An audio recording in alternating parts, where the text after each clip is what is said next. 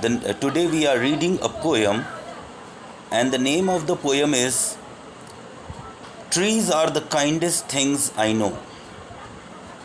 The poem is written by Harry Ben.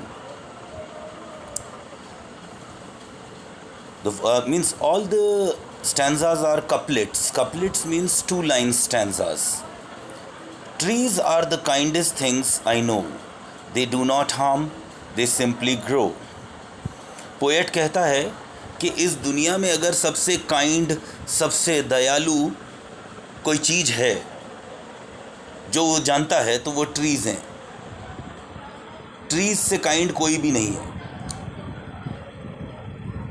They do not harm, they simply grow.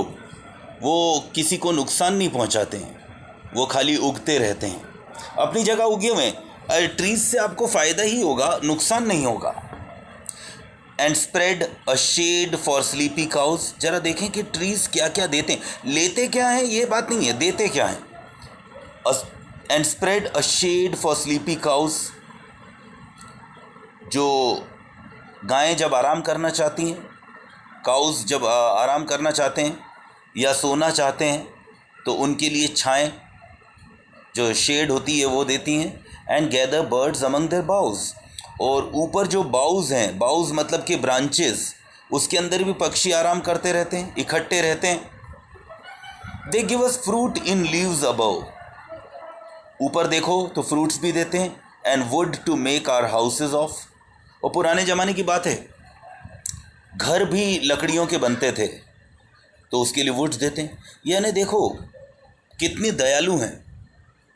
पक्षियों को और animals को छाएं देते हैं, हमारे लिए फ्रूट्स देते हैं, हमारे सर छुपाने के लिए जो घर बनाना उसके लिए लकड़ियां देते हैं. And leaves to burn on Halloween and in spring new birds of green. Halloween एक फेस्टिवल आता है, फॉरेन कंट्री में मनाया जाता है, बहुत इंटरेस्ट से मनाया जाता है हैलोविन. इस दिन कहा जाता है कि जो घर के लोग, पुराने बुजुर्ग जो मर चुके हैं, जो इस दुनिया में नहीं हैं, उनकी आत्मा को धरती पर बुलाते हैं, उनके लिए प्रार्थना करते हैं. और उस दिन कैंप फायर होता है जिसमें पत्तियां जलाई जाती. तो ये पत्तियां भी हमारे को ट्रीज़ ही देते हैं. और स्प्रिंग सीजन में तो नई नई कलियां आ जाती है और सब तरफ ग्रीनरी रहती है, बसंत ऋतु. They are the first when the days begin to touch the beams of the morning sun. और जब सुबह होती है तो मॉर्निंग सन यानी कि जो सुबह का समय है उसकी बीम्स, उसकी जो बीम्स हैं, उसकी जो छाया है, उसको पहली बार रिसीव करते हैं.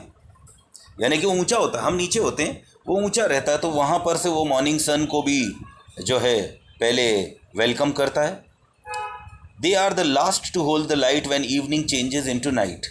और जब शाम जो है वो रात में बदलती है तो आखिरी समय तक लाइट को वही रखते हैं. नीचे तक तो जो है छाँव होने, अंधेरा होने लग जाता है, लेकिन ऊपर फिर भी थोड़ी बहुत जो लाइट बची रहती है सूरज की ट्वाइलाइट के समय, उसको होल्ड करके रखते हैं. यानी सूरज का स्वागत भी वो करते हैं और सूरज को विदा भी वो करते हैं. And when a moon floats on the sky they hum a drowsy ललाबाई. जब रात को चांद निकल जाता है, आसमान में इधर से उधर तैरता रहता है, तो हवा चलती है. और हवा चलती है तो आपने पेड़ों को हिलते हुए देखा और उसमें से एक साउंड निकलते हुए देखा है. तो पोएट ने बहुत बढ़िया डिस्क्रिप्शन दिया है. दे हम अ ड्राउजी ललाबाई.